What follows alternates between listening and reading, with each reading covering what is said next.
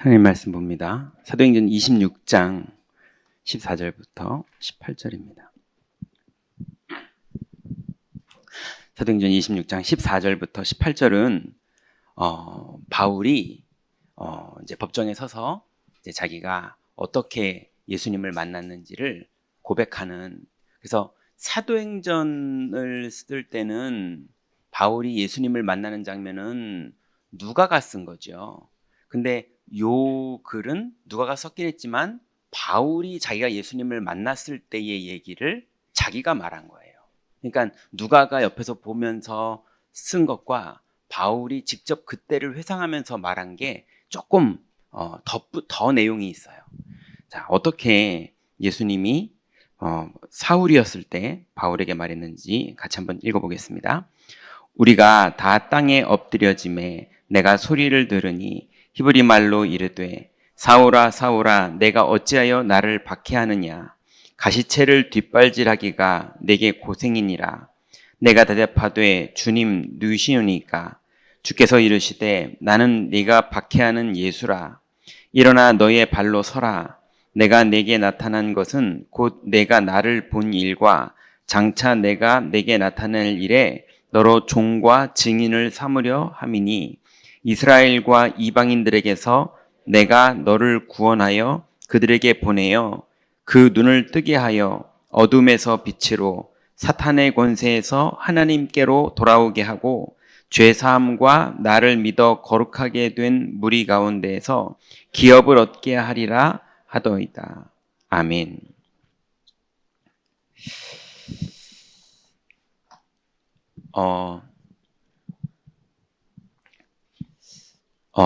우리가 이제 기도라는 단어가 엄청나게 중요한 단어거든요. 기도가 뭐구나라는 거를 이제 여기 계신 분들은 이게 이해가 돼야 돼요. 이걸 주일날 대예배 설교 때는 이 설명이 어려워요. 그래서 주일날 대예배는 눈높이를 이제 어떻게 말해야 되죠? 일주일에 한 번 예배드려서 생명을 가지고 있고 아니면 생명 없는 사람이 와서 듣고 구원받을 그런 메시지, 그리고 생명 가진 자가 생명을 유지할 수 있는 메시지, 이 정도라면 이제 전도학교는 가장 전방에 있는 제자들이 성령에 인도받을 수 있는 내용의 메시지이기 때문에 사실은 전도학교 수요예배 이 시간의 메시지가 우리 교회의 영적 뭐라 그럴까요? 정체성의 메시지거든요. 이제 이런 걸로 볼 때 여러분이 여기를 계속 참여하면서 결국은 깨닫게 되는 단어가 전도라는 단어보다 기도라는 단어가 이해돼야 돼요. 그럼 전도는 그냥 돼요. 기도라는 단어를 한마디로 말하면 믿고 있는 거예요. 예. 아무리 입으로 떠들고 뭐 막 말하고 간절히 하고 다 해도 믿지 않고 있으면 그거는 하나님하고 소통은 되지만 하나님이 원하시는 기도가 아니에요. 그런데 그런 하나님이 원하시지 않는 기도는 아니지만 하나님이 요구하는 기도가 아니라 그렇게 기도를 찾아서 헤매다가 어느 날 기도가 딱 돼서 하나님 보좌와 우리가 딱 연결되는 기도는 어떤 기도냐 하면 하나님의 말씀이 믿어지는 상태가 돼 있는 게 기도하고 있는 거예요. 그래서 기도 시간은 안 믿어지고 있는 나의 부분들이 믿어지는 상태로 바뀌는 시간이 기도하는 시간인 거예요. 그러니 베드로가 은과 금은 내게 없거니와 내게 있는 것으로 내게 주노니 나사렛 예수의 이름으로 일어나 걸으라. 그게 기도예요. 자기의 상태를 고백한 거예요. 그때 흑암이 무너지는 거거든요. 예. 나사렛 예수 그리스도 이름으로 명하노니 귀신아 소녀에게서 나와라 했더니 그게 바울의 기도인 거예요. 그때 흑암이 무너지는 거예요. 자, 그러면 오늘 제목은요. 숨은 제자를 찾는 사명. 오늘 그리스도께서 사울을 네가 왜 나를 핍박하느냐 라고 부르시면서 주신 사명이 숨은 제자를 찾는 사명을 주셨던 거예요. 자, 그러면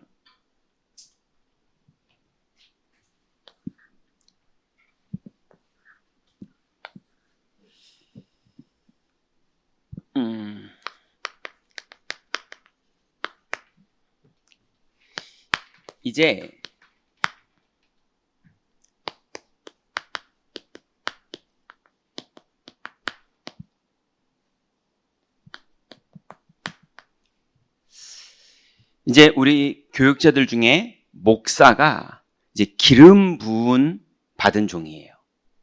전도사님들은 귀하지만 항종직이 아니에요. 근데 목사는 나중에 택시기사를 해도 목사예요. 하나님이 그렇게 기름을 부은 거예요. 그게 그냥 사람들 세계의 퍼포먼스가 아니에요.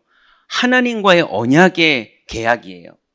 그것처럼 우리 교회의 장로님들, 권사님들, 안수 집사님들, 이분들도 기름 부음을 받은 거예요.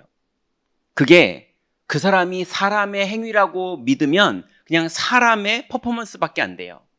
그렇지만 하나님의 기름을 부었다고 자기가 믿으면 그 시간은 정말 기름 부음 받은 거예요. 그게 현장의 선교사인 거예요. 그래서 실제로 기름 부음 받은 종이 20살을 한다. 그때 하나님이 그 현장에 이루시는 일은 어마어마합니다. 우리가 알지 못하는 크고 비밀한 일들이 벌어지는 정도가 아니고요. 하나님스러운 일이 벌어져요. 그래서 가장 이 땅의 교회의 문제는 뭐냐? 기름 부음 받은 자가 기도를 안 하는 거예요. 여기서 기도를 안 한다는 건 하나님 제발 한 번만 도와주세요. 뭐 이런 기도를 말하는 게 아니에요. 그것도 안 하니까 그거라도 하면 좋지만 그걸 말하는 게 아니라 아까 말한 하나님의 약속이 믿어지는 상태가 돼 있는 것. 그거 하라고 기름 부음 받는 거거든요. 그래서 기도를 안 하는 게 교회의 문제예요. 기도하면 반드시 하나님이 여시는 문이 열려요. 이 말이 이해되십니까? 그냥 좋은 기회가 생겼다. 이게 우연인지 하나님이 여셨는지 그냥 우연히 열렸는데도 그냥 하나님이 여셨어 그러고 우기는 사람들도 있고요. 예, 자기가 잘해놓고 하나님께 영광 돌립니다 이런 사람도 있고요. 근데 그거 말고요. 하나님이 진짜로 여시는 문이 열린다니까요. 이게 어마어마한 겁니다. 그래서 정말 우리가 관심이 딴 데 있어서 그렇지 정말로 찾으면 찾게 될 것이고 구하면 얻게 될 것이고 두드리는 자가 그 하나님 나라의 비밀을 자기 걸로 응답받게 돼 있어요. 이게 엄청난 비밀이거든요. 자, 그래서 사도행전 1장 1절에 보니까 누가라는 사람이 나오죠. 이 사람이 예루살렘과 또 두 번째는 안디옥에서 20살을 했어요. 예수님을 따라다녔겠죠? 그러다가 누가복음도 따라다니면서 기록하고요. 그리고 사도행전 1장 1절에 자기가 사도행전을 쓰는 걸 시작하는 거예요. 그게 무슨 말입니까? 예루살렘에 성령 충만이 임할 때에 또 예수님이 40일 동안 제자들을 가르칠 때에 그리고 380명이 도망갔지만 120명이 남아있을 때에 오로지 기도하기를 힘쓰는 그 자리에 이 누가가 있었어요. 예. 근데 이 누가가 다 흩어져서 또 한 번 환란이 왔는데 안디옥에 또 누가가 있었어요. 이 엄청난 축복의 사람이죠. 이 사람이 그때 왜 그런 선택을 할 수밖에 없었느냐? 하나님하고 통했어요. 그러니 기름 부음 받은 종이 24, 그건 시간을 말하는 게 아니고요. 가치를 말하는 겁니다. 내 인생의 가장 귀한 가치. 예.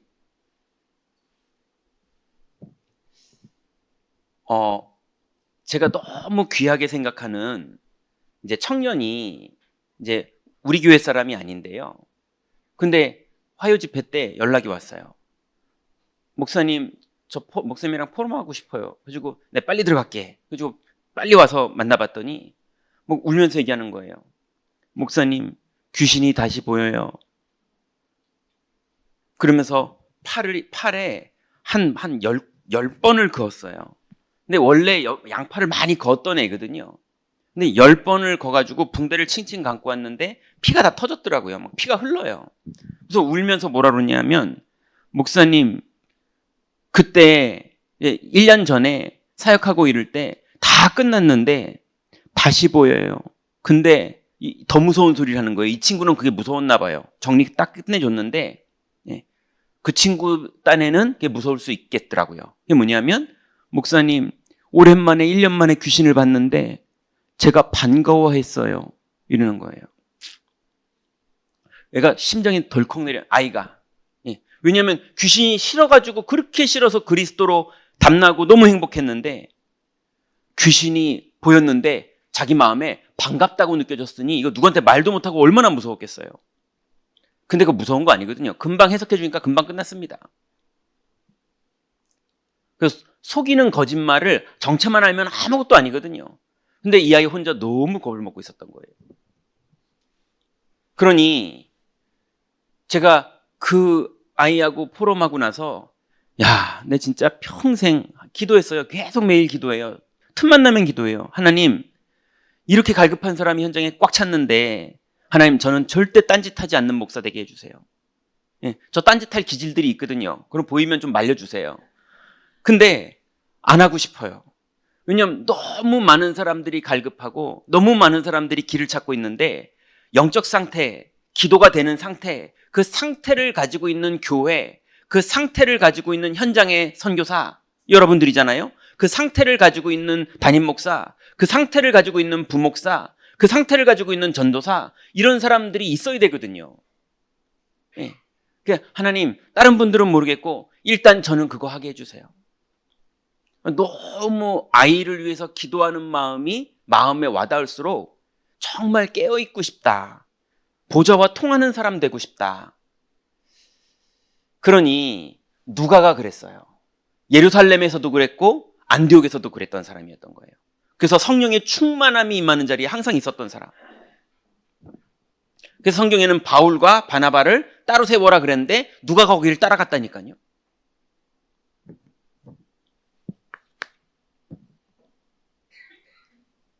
그래서 빌레몬서 1장 1절부터 25절에 보니까 빌레몬이 나오죠. 이 빌레몬이 어떤 상태였느냐? 우리 많이 겪었잖아요. 진짜 왼수 같은 인간. 누구예요? 오네시모. 적에 완전히 나를 배반하고 하인이 도둑질해가지고 도망가 버린 거예요. 그러니까 그 시대에 주인으로서 저 죽여도 되거든요. 그 정도로 그 시대 문화에는 엄청 괘씸한 거고 말도 안 되는 짓을 한 놈이거든요. 영적 문제 심각한 놈이고 다른 종들은 하지도 않는 짓을, 아주 악한 짓을 한 놈이거든요. 근데 바울이 나를 대하듯이 대하라는 거예요. 그리고 시기 질투 날 정도로, 아니 바울이 나를 좋게 보는 사람인 줄 그 빌레몬이 알잖아요. 근데 걔가 잘못한 거 있으면 내가 다 갚아줄게 이러는 거예요. 야, 이거 막 그거 있잖아요. 때려주고 싶은데 여기서 내가 다 갚아줄게 그러면 이거 어떻게 해야 됩니까? 어쩌면 시기 질투 날 수도 있고요. 교회에서 목사님이 저 사람만 치네, 우리 전사님은 저 사람만 치네, 장로님은 저 사람하고만 치네, 뭐 이러면서 사람들이 막 이러는 게 현실적으로 있잖아요. 그러니 오네시모를 너무 편드니까 저 괘씸한 놈인데 저거. 근데 빌레몬이 어떻게 하느냐? 영적 상태가 어떤 상태냐? 다 수용해요. 그래서 오히려 오네시모를 지도자로 섬겨요. 이게 여러분 해봐서 아시잖아요. 이게 쉬운 일이냐고요. 이게 상태가 안 바뀌면 안 되는 일이에요. 근데 흑암이 꺾입니다.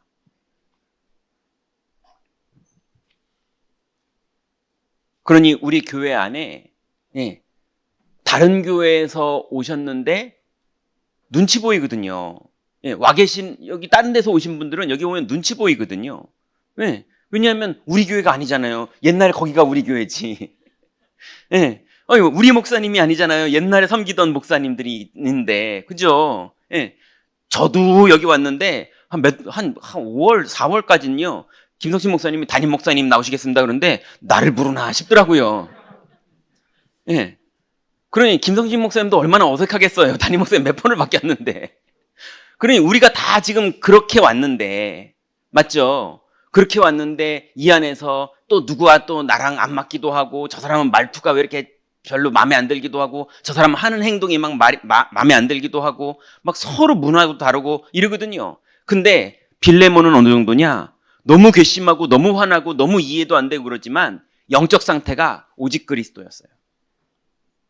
그러니까 뭐가 잘 되냐 안 되냐가 아니고요. 성령이 역사하는 사람이 된 거예요.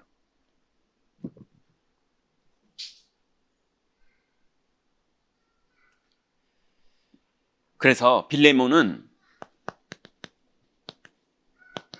골로새 지역에 교회를 세우는 응답을 받습니다. 세 번째는요. 로마서 16장 23절에 여러분 많이 들었던 가이오.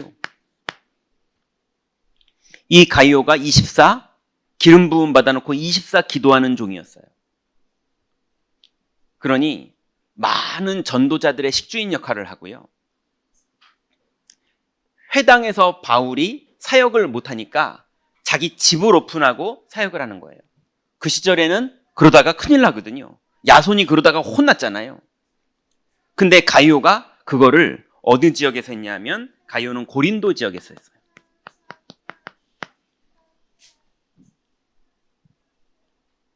그래서 나중에 바울이 이렇게 말합니다.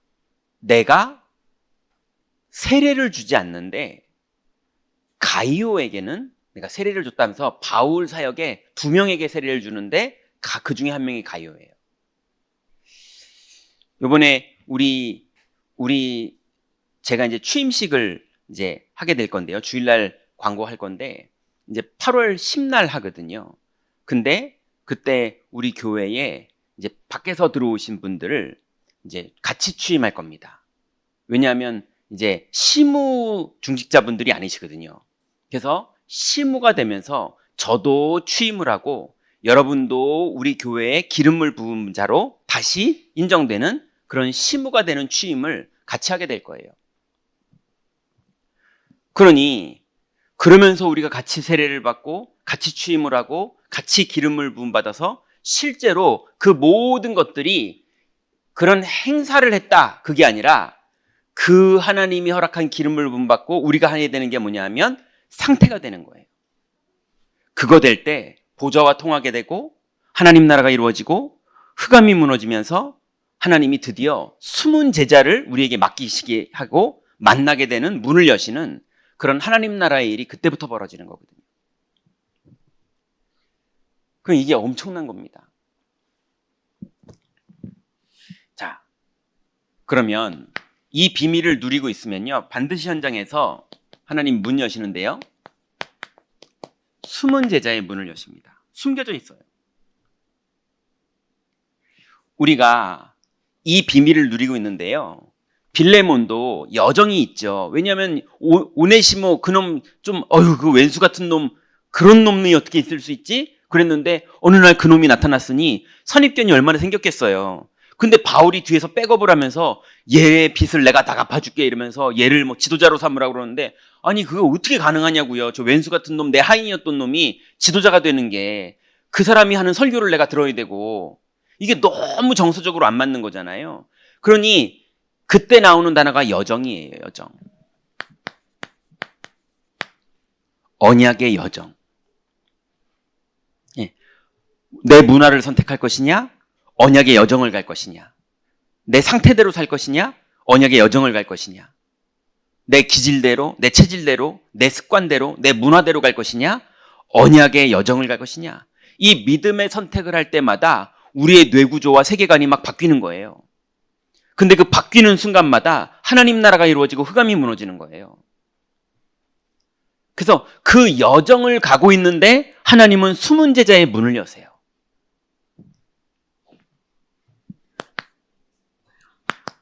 사도행전 1장 1절에 보니까 아니죠. 성경 구절 빼고요. 누가가 그 여정을 예수님 공생애부터 따라다니다가 누가복음을 쓰고 또 갑자기 예수님이 모이라고 그래서 마가다락방에 같이 모였더니 예수님이 40일 후에 승천해버리시고 그래서 오로지 기도하는 데 갔더니 380명은 안 왔고 거기서 기도하다가 성령 충만 받았는데 사도행전 2장부터 역사가 일어나서 막 따라다니다가 갑자기 스데반의 환란 때문에 다 또 흩어지게 됐고요. 또 흩어져가지고 또 인도받다가 안디옥에 모였는데 거기에서 또 성령의 인도를 받고 바울과 바나바가 새롭게 출발하니까 거기를 또 누가가 따라가고요. 그러면서 사도행전을 다 기록해서요. 데오빌로에게 편지를 써요. 왜냐하면 그거 다 따라가고 난 다음에 데오빌로한테 쓴 거거든요. 그래서 누가가 데오빌로랑 소통합니다. 이걸 소통하는데 지금 이 둘의 소통에 우리가 치유받고 우리가 응답받고 있어요. 한국에서. 이해되십니까? 자기네끼리 둘이서 은혜받고 소통한 건데 마태가 은혜받고 기록을 남겼는데 성령이 거기에 역사하셔서 성경을 만드신 거예요. 맞죠? 요한이 너무 감사하고 은혜돼서 내가 만난 그리스도를 기록으로 남겼는데 거기에 많은 영혼들이 구원받은 거예요. 그걸 영원이라고 말하는 거거든요. 누가하고 데오빌로랑 소통했는데 전 세계가 살아나는 거예요. 한 시대가 아니죠. 여러 시대가 살아나는 하나님의 일들이 계속 벌어졌어요.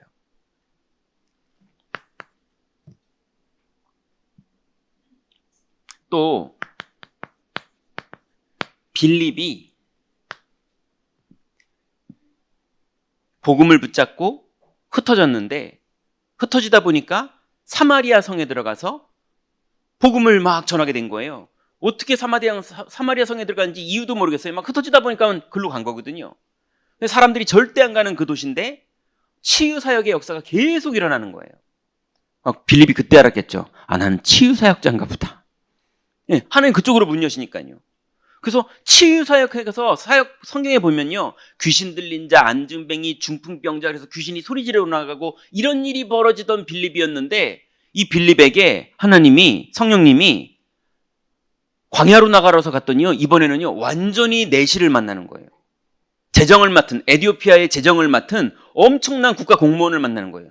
완전히 빈민에서 치유사역하면서 병 걸린 자 사마리아 사람들 사역하는 게 평생의 사역인 줄 알았더니 엄청난 문이 열리는 거예요. 그래서 하나님이 고위 공직자를 만나게 하시는 문을 여세요. 숨은 제자. 그래서 바울, 누가, 디모데, 그리고 실라. 이 네 명이 아시아로 가려고 그랬는데요. 예수의 영이 허락하지 않는 거예요. 해석이 예수의 영이 허락하지 않은 거지 뭐가 일이 진행이 안 되는 거예요. 가려고 그러는데. 그래서 다시 기도하는 거죠. 분명히 하나님이 우리를 인도하실 텐데 이게 아닌가 보다. 기도하고 있는데 마게도냐에서 부르죠. 그래서 마게도냐로 갔더니요. 그때 루디아, 귀신 들렸던 여종, 간수장, 그 이후로 브리스가 부부, 야손, 많은 제자들을 하나님이 그 이후로 숨은 제자들이 다 드러나게 하시는 거예요. 그러니 여러분 그리스도로 완전히 담나서 하나님과 소통되는 상태가 딱 됐다면 그 믿음의 여정을 가는데 하나님이 모든 지혜와 은혜와 치유와 최고의 성령 충만을 우리에게 주시는 여정을 가게 되고요. 그 믿음의 선택을 하면서 그 여정을 가는 길일 뿐인데 하나님은 숨겨놓으셨던 보석과 같은 제자들을 붙이세요. 이게 전도의 키입니다. 이거 모르고 이거를 안 누리고 막 캠프한다고 막 다니면요 힘들어요.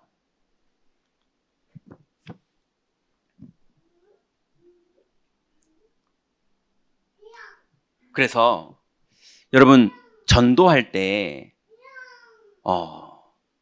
우리가 그 사람이 너무 귀하니까 그 한 영혼이 너무 귀하니까 우리가 애착 가지고 막 설득하면서 간절히 복음 전하잖아요. 그죠? 근데 그거가 전도문이 절대 안 열립니다. 예. 그거 너무 많이 하면 여러분 간 안 좋아집니다. 예. 그러면 성령 인도 받는 거는 그런 진실함으로 하는 게 아니어야 되느냐? 그 말이 아니에요. 우리가 진실하고 간절하고 애타는 마음으로 하죠. 그렇지만 그걸로 되는 게 아니라는 걸 말하는 거예요. 성령의 인도함을 받아야 돼요. 예, 자세야 간절한 마음이죠. 너무 귀한 마음이죠. 아니 아이가 팔을 긋고 막 그러면서 찾아와서 포럼하자 그러는데 얼마나 마음이 아프고 정말 깨어 있어야 되겠다 싶고 이런 애들이 찾아왔을 때마다 선명하게 답을 줄 수 있는 성령 충만함에 내 24시 깨어 있어야지 이런 마음이 너무 들고 그 피를 본 여파가요. 그 며칠에 끝나질 않고 계속 가는 거예요. 예. 그러면서 그 아이 놓고 기도하는데 교회를 놓고 기도하고 성도님들을 놓고 기도하고 예. 생각나는 대로 계속 기도하고 가정 놓고 기도하고 한 번도 본 적 없는 그 집에 애들 놓고 기도하고 계속 기도하는 거예요. 하나님 감당할 수 있는 영권 달라고.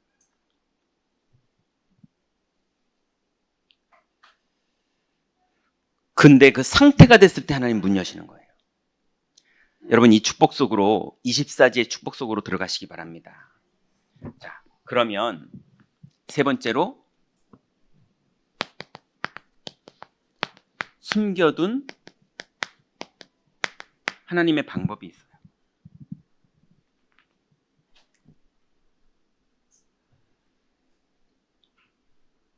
숨은 제자를 찾는 숨겨둔 방법이 있는데요.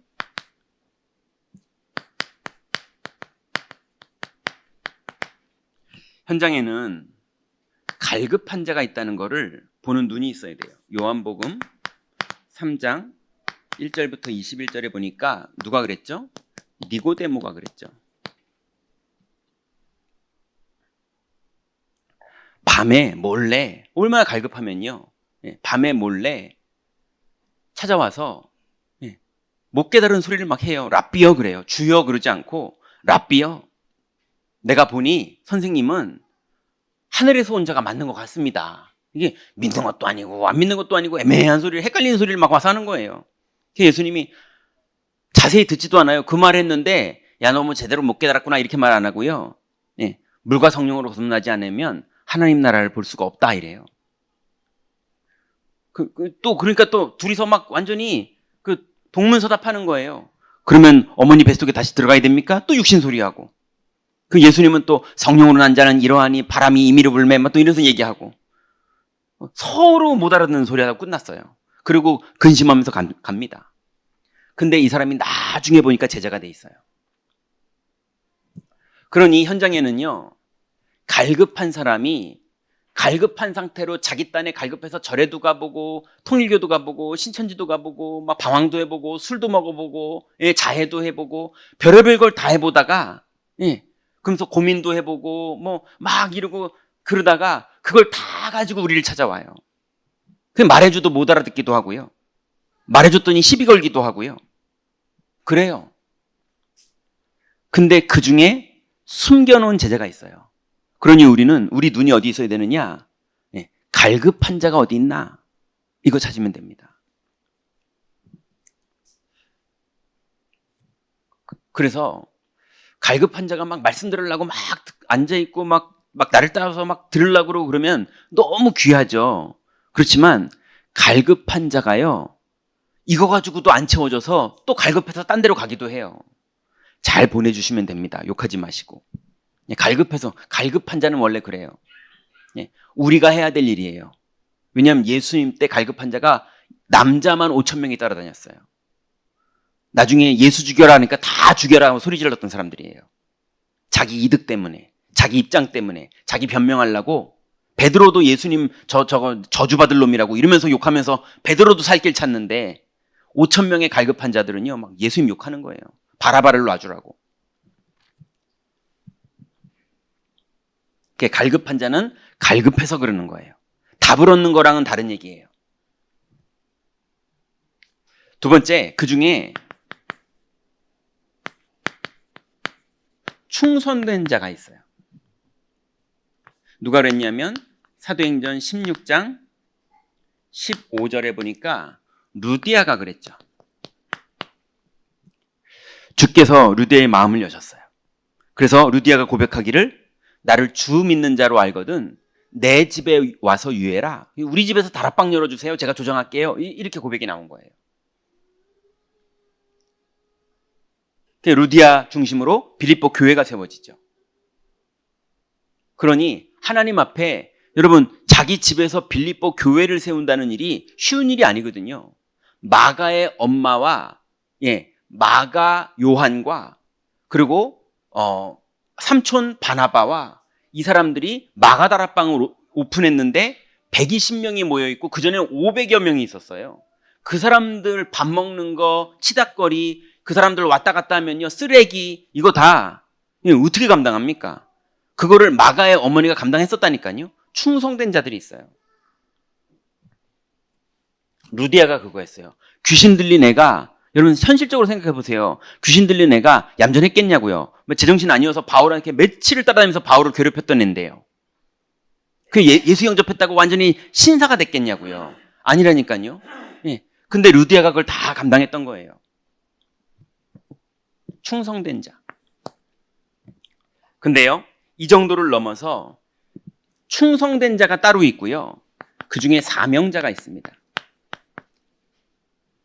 충성된 분들도 너무 귀한 분들인데 사명자는 우리가 눈여겨봐야 돼요.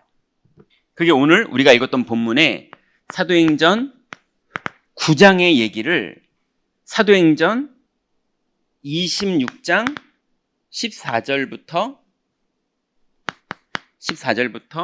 우리가 읽었던 18절까지 바울이 내가 그리스도를 처음 만났을 때 사울아 사울아 어찌하여 나를 핍박하느냐 하면서 그때 주님이 내게 하셨던 말씀이 이랬다 라면서 누가가 기록했던 사도행전 9장의 기록보다 훨씬 바울이 자기가 만났던 그리스도를 말할 때가 더 구체적으로 말해요. 그때 이미 하나님이 자기를 사명자로 부르셨던 거를 자기가 알고 있어요. 그래서 성경에 보면 바울이 이렇게 사도행전 9장에서 복음 받자마자 저자로 나가서 유대인들에게 복음을 전한 기록이 남아 있습니다. 그래서 처음 복음 받을 때부터 사울은 바울이 돼서 복음 전해요.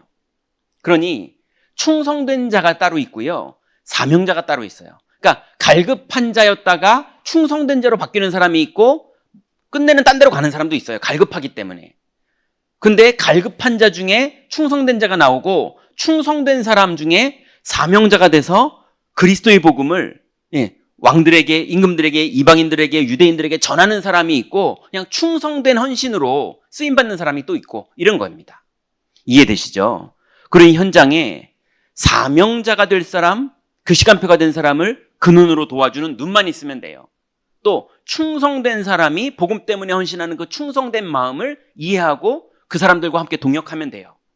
그리고 갈급한 자는 정말로 우리가 도와주고 마음 담아서 도와주고 그렇지만 인간적으로는 갈급한 사람이라는 걸 기억해야 돼요. 왜냐하면 늘 무리가 일어납니다. 갈급하니까. 교회가 그걸 이해 못하면 교회에서요 저 인간은 왜 저래 쟤는 왜 저래 쟤 때문에 그래 막 그러면서 막 화나고 짜증나고 우리 교회 쟤 때문에 분위기 다 망치는 것 같아. 그리고 자꾸 본질을 놓치는 일이 벌어지는 거예요. 그 모든 걸 뭘로 우리는 승리하는 거냐? 율법으로 승리하는 게 아니라 상태로 승리하는 겁니다. 그게 우리 교회의 비밀이에요. 그래서 기억하세요. 우리 교회에서 별일 다 벌어질 수 있어요. 뭐가 깨질 수도 있고요. 그럴 수밖에 없어요. 왜냐면 갈급한 자가 오는 곳이기 때문에 그래요. 갈급한 자가 갈급한 거를 몽땅 맘대로 다 할 수 있게 둘 수는 없죠. 그렇지만 그걸 율법으로 치유하면 안 돼요. 치유 안 돼요. 그럼 우리 교회의 정체성을 놓쳐버리게 되는 거예요. 우리는 영적 상태로 그걸 감당해야 돼요. 그게 숨겨둔 방법입니다. 이 부분에 대해서는 주일날 조금 더 깊게 우리가 말씀을 나눠야 될 것 같아요. 결론입니다.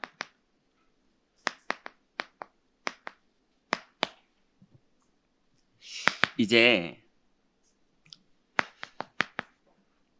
우리의 방법은요, 우리의 집이 다락방이 되는 거예요. 다락방이라는 말은 이 복음을 현장에서 누리는 것을 말합니다. 이게 바울 때는 집이었지만 지금 이때는요, 사무실일 수도 있고요. 그죠? 아니면 우리 집이 아니라 남의 집일 수도 있고요. 어쨌건 간에 교회당이 아닌 그 현장에 복음을 누리는 상태의 사람이 있으면 숨은 제자를 하나님이 만나는 문을 열어주시고요.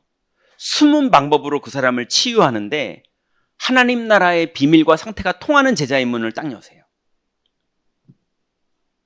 그거를 우리 교회가 모이면 교회에서 완전히 영적인 축제로 그걸 해야 되고요. 그리고 현장에 가면 나 홀로 있지만 현장에서 그 여정을 가야 돼요. 이 일에 하나님이 우리에게 주신 최고의 방법 중에 하나가 치유예요. 왜냐하면 내가 매일 치유되니까요. 아니, 그 아이 팔 긋는 거를 봤는데 오히려 제가 치유되는 거 있죠. 그 말 이해되십니까? 목사로서 제가 더 사명을 다지게 되고 더 방에서 아침에 기도하는데도 현장에서 실전을 만나고 있는 사람 같은 상태로 기도하게 되고, 예, 자꾸 그러게 되고, 뭘 자료를 쳐다보고 유튜브를 찾아봐도 관련된 데이터나 통계나 얼마나 많은 사람들이 그러고 있는지를 알아보게 되고, 예, 성경에는 이런 사람이 어떻게 있었지, 누가 있었지 찾아보게 되고, 자꾸 제가 치유되는 거예요. 그래서 준비돼요. 그러다 보니 그런 사람을 만나면 웃으면서 답 줄 수 있게 돼요. 넉넉히 이기는 답을 줄 수 있어요. 왜냐하면 내가 이미 승리되어 있으니까.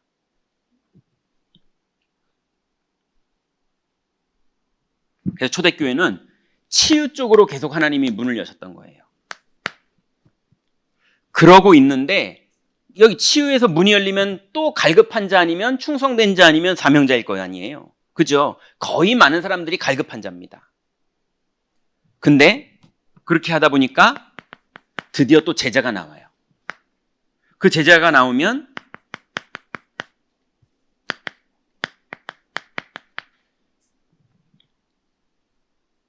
시스템으로 놓아야죠.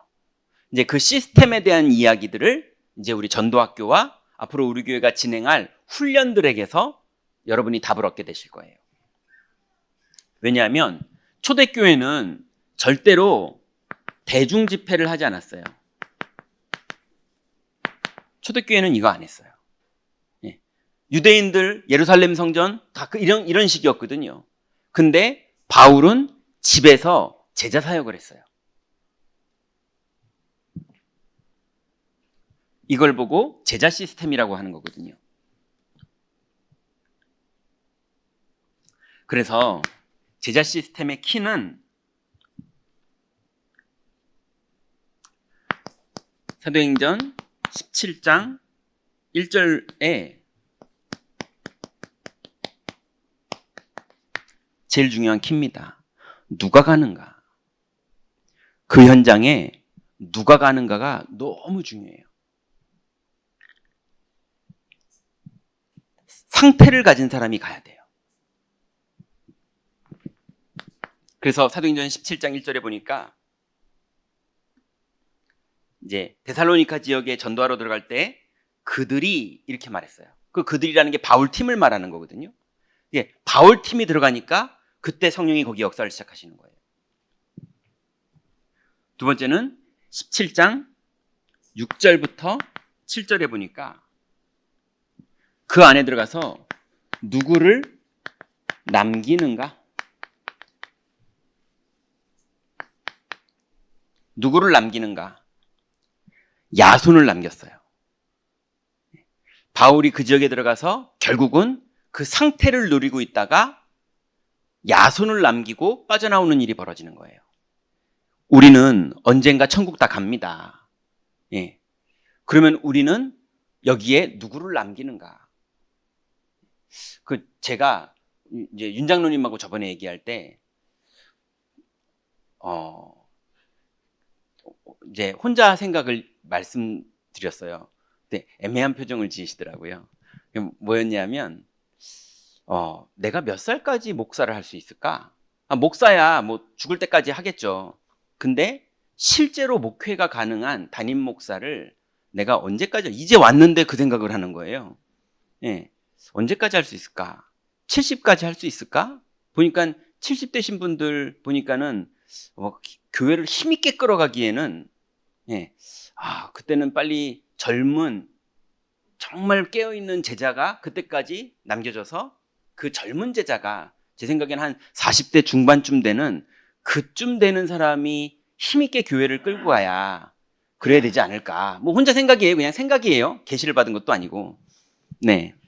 그러면 나는 혹시나 가능하면 깔끔하게 한 65 정도에 빠져나오면 그러면 참 좋겠다. 그 기준이 뭐냐면 완전히 감당할 만한, 온 교인이 봐도 이 사람이 우리 후대의 담임 목사가 될, 그래서 우리의 후대 세대를 이끌어갈 그런 사람이 되고, 저하고 이제 장로님들하고는 교회를 따로 차릴까?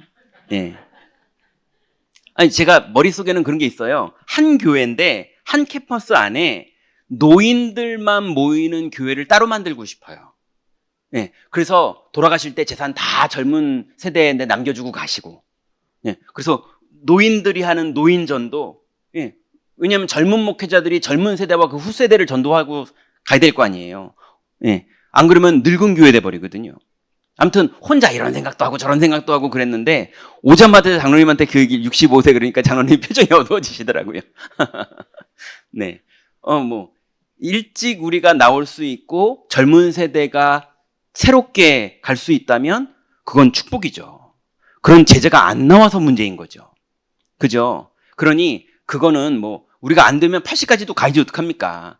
근데 어쨌거나 정말로 올바른 하나님이 기뻐하시는 상태와 그 여정을 갈 때 하나님이 숨은 많은 현장의 제자들을 남겨주시고 그 현장을 누가 가느냐? 그 상태를 가진 사람이 가는 거예요. 그래서 누구를 남기느냐?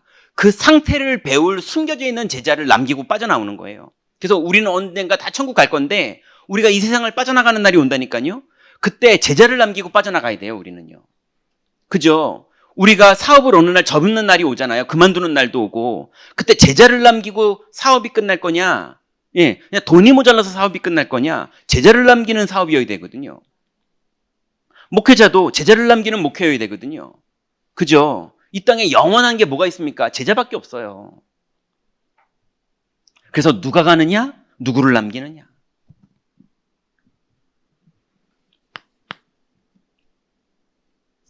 그래서 데살로니가 전서 1장 3절부터 5절에 보니까요. 어떤 방법으로 지속할 거냐? 칸이 조금 모자랐네요. 첫 번째 방법이 뭐냐면요. 믿음과 그 다음에 사랑과 소망이에요. 이게 우리의 방법이에요. 이걸 지속해야 돼요. 믿음을 지속해야 돼요. 그리고 약속을 붙잡은 자의 소망을 지속해야 돼요. 그리고 하나님을 사랑하는 내 인생의 가장 우선순위가 될 수 있을 만큼 복음이 나에게 가장 가치 있는 축복이 깨어있어서 누려져야 돼요. 육신이 돼버리면 이게 가치가 없어져 버려요. 육신적으로 따지면 복음이 가치가 없어져 버려요. 근데 영적으로 깨어있으면 복음이 가장 가치 있어요. 그러면 어떤 일이 벌어지냐 하면 믿음에는 역사가 나타나요. 사랑에는 수고를 하게 돼요. 소망은 인내를 할 수 있게 돼요. 인내라는 말은 여정을 간다는 말이에요. 언약을 붙잡은 여정. 그러면 그때 어떤 일이 벌어집니까? 능력과 성령과 큰 확신이 우리를 충만케 하시고 현장에 역사하세요. 이게 초대교회가 실제로 누렸던 지속했던 방법이에요. 교회가 이게 안 되면 그때부터 율법 써야 돼요. 얘는 그러면 안 되고 쟤는 그러면 안 되고 교회는 이렇게 해야 되고 법이 이렇고 온통 그래서요. 하나님 말씀 붙잡고 모였는데 율법 얘기하고 나중에는요 교회법 얘기하고 하나님 말씀 때문에 모인 사람들이 그거 지키려고 만들어 놓은 교회법 가지고 싸우고 갈등하고 막 이러고 있어요. 교회법에는 이렇고 율법에는 이렇고 헌법에는 이렇고 이러면서 하나님 말씀의 능력이 없으면 교회는 그렇게 돼버리는 거예요. 근데 정상적인 교회, 하나님 기뻐하는 교회는요 능력이 나타나고요, 그죠? 성령이 나타나고요, 그 다음에 큰 확신으로 그리스도가 믿어지는 믿음으로 골리앗 앞에 섰는데 골리앗이 무너져요. 우리 교회 앞으로 많은 일들이 있을 겁니다. 사탄도 많이 방해할 거고요, 큰 흑암과 싸워야 되는 일들도 있을 거고요. 그럴 때마다 큰 성령의 역사는 더 벌어질 겁니다. 그 길을 가는 방법이 뭐냐? 법 따지면 안 돼요. 믿음으로 가는 거예요. 상태를 다 회복하시기 바랍니다. 기도하겠습니다. 하나님 감사합니다. 우리 임마누엘 경인교회, 하나님 이제 이 복음의 한 맺힌 자들이 이 전도학교에 모여서 하나님이 우리에게 주시고 약속하신 그 상태를 회복하기를 원합니다. 하나님이 일에 깨어있게 하시고 육신적인 것들, 그런 것 의지하지 말고 그거를 초월할 만큼 하나님 사실적으로 복음을 누리는 축복이 우리에게 있도록 성령으로 역사하여 주옵소서. 예수 그리스도의 이름으로 기도드렸습니다. 아멘.